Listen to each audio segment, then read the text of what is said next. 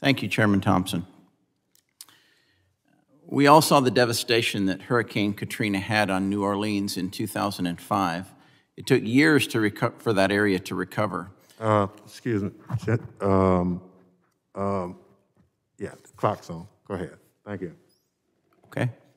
All right, it took years for that area to recover, and we all learned many valuable lessons in mitigating the effects that disasters can have on communities, especially with issues pertaining to infrastructure resiliency. After Hurricane Katrina, New Orleans made it a priority to work with the Army Corps of Engineers to address issues in their levee systems. The steps taken by the city and the Army Corps of Engineers helped mitigate the damage of Hurricane Ida when it made landfall at the end of August of this year. And I am pleased to have 3 companies in my district that helped to strengthen the levee system of New Orleans. Tenkata Geosynthetics, located in Pendergrass, Georgia, produced several high-strength polyester products to reinforce the levee. Patterson Pumps, located in Stevens County, Georgia, manufactured the pumps for the levees. And ABB Motors, located in South Hall County, Georgia, produced the motors that powered the Patterson pumps, electric motors that are designed to work when completely submerged underwater. And I am proud of the work of these companies, what they did to help preserve New Orleans after Hurricane Ida. And I hope that we can continue to learn from these disasters and strengthen our capability to eliminate the vulnerabilities in our nation's infrastructure. And I'm sure that Tenkata, ABB, and Patterson will continue to play a valuable role in that mission.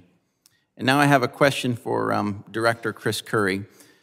Sir, I know firsthand the many risks that come with owning a small business. As a small business owner for over 30 years, I have had to plan for every possible scenario in order to just keep my doors open. And I also understand the great value small businesses provide in helping a community recover from a disaster. Director Curry, in your testimony, you highlight that for every additional dollar spent on disaster loans per establishment in a county, 4 small businesses survived in the wake of extreme events. Can you talk a little bit more about GAO's preliminary finding that select federal programs may contribute to the survival of small business establishments, sir? Yes, sir. I mean, you hit the nail on the head. I mean, the whole purpose of these programs, and particularly, I think you're referring to the Small Business Administration Disaster Loan Program, is to ensure that no business goes underwater because of a disaster or because of the loss of revenue of a disaster. And so it's a cascading domino effect. If businesses go underwater, then individuals lose employment, and it's just dominoes from there in the community. So absolutely, they have a huge benefit. Now, the concerns that we've had recently in our work is one, is everybody getting access to these?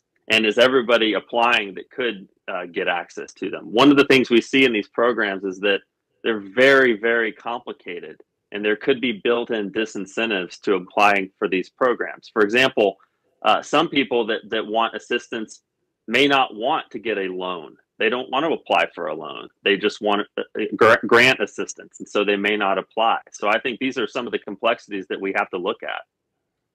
Well, thank you, because we know that small businesses are definitely the backbone of America. And when small businesses have problems, then America has problems. Now, as a follow-up question to that, does your report examine how the survival of those small businesses impact the community's efforts in rebuilding?